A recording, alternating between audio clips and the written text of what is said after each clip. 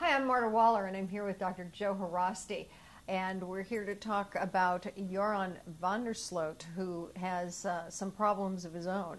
And you know, we've been talking about these missing young women, and is this young man a psychopath, a sociopath, a serial killer?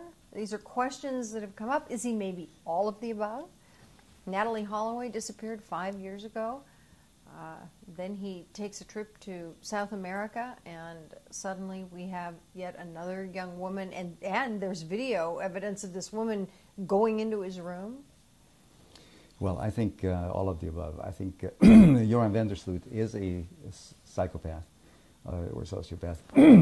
A psychopath, by definition, is someone who has no conscience and who will commit murder and other acts of violence toward other human beings and have absolutely no sense of guilt or any sense of moral outrage about that. So he's a psychopath. I don't think this man has a conscience. And again, we've had a chance to see him throughout the past 5 years, certainly surrounding the Natalee Holloway disappearance, this young high school senior who goes to Aruba for a high school trip and never returns home. We still don't know where her body is or what happened to her. But again, all the evidence pointed in the direction of Jorn van der Sloot, who perhaps because of his family's position, his father was a high-ranking judge within the Aruban system. The Aruban police botched up the investigation. There were all kinds of roadblocks. And for whatever reason, they were never able to indict this young man for what everyone thought was that he was a perpetrator, he was a killer. But now, 5 years to the day of Natalee Holloway's disappearance, he murders a young woman, Staphany Flores, in Lima, Peru, and then takes off and finally is caught in Chile. The body is found 3 days later. He gives a detailed confession, both in writing and also in reenacting the whole scene, so that there's little doubt that he was in fact the murderer. And so, having killed 2 women, and by the way, he did confess to the Natalee Holloway murder to an ABC reporter, Mr. Como, but that is of course not admissible in court at this time, I understand, either in Aruba or in Peru. So he has actually acknowledged or admitted to both murders, and that makes him a serial killer. Well, he's playing the media, he's playing the justice systems everywhere, and sort of taunting them. You know, yes, if you let me go back to Aruba, I'll confess here. And he has become, we talked a little bit when discussing Lindsay Lohan, how celebrity affects the way you are handled. So he has sort of become a celebrity. Yes, he has. And I understand that there have been a number of women who have written to him and given him marriage proposals. Maybe they figure he'll be in prison and can't kill them. Well, I think that, again, it's a sort of celebrity by assimilation or association. These women may have the delusion that somehow, you know, they can tame this alpha male that nobody else can. Or even if he's killed 2 other women, you know, they're going to be the ones who are going to survive. They're going to be the one who will tame him. And also, I think others will just want to get the fame, the 15 minutes of fame, 15 seconds of fame that they will get by association with him.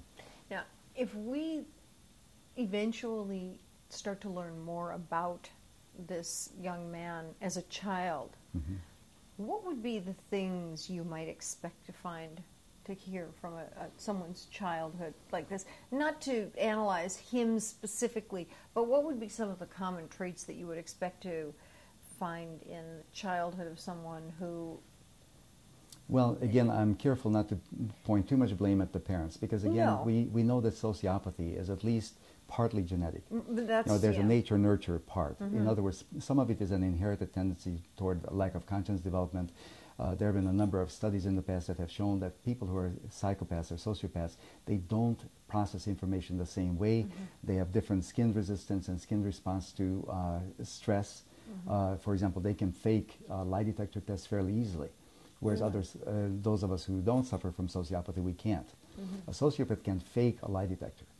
They have a different skin resistance and galvanic skin response to stress. They don't manifest anxiety the same way. They don't seem to get as anxious about things as a person who doesn't suffer from this. So, as I say, I want to exonerate his parents to a certain extent. But again, the parents must have seen this coming. They must have seen certain signs.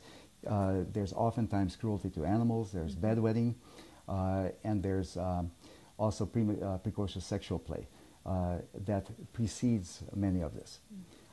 So if the parents were paying attention, they should have known or could have known that there's something very wrong with this young man.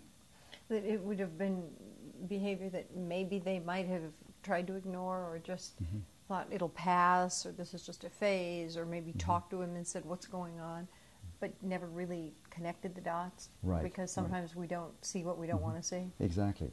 So if he had had a triad of bedwetting, cruelty to animals, and fire-setting behavior, then the parents should have taken him for an assessment at least, and should have tried to figure out what is going on with him. But my guess is that he's always kind of flown under the radar. He superficially presented someone who had the gift of gab, who was superficially social, and so on. He was even possibly popular. He's a good-looking young man, tall, very muscular, and so on. So he probably was attractive to the opposite sex.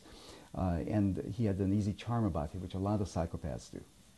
So he would go out with some women, but it was almost like certain women would just,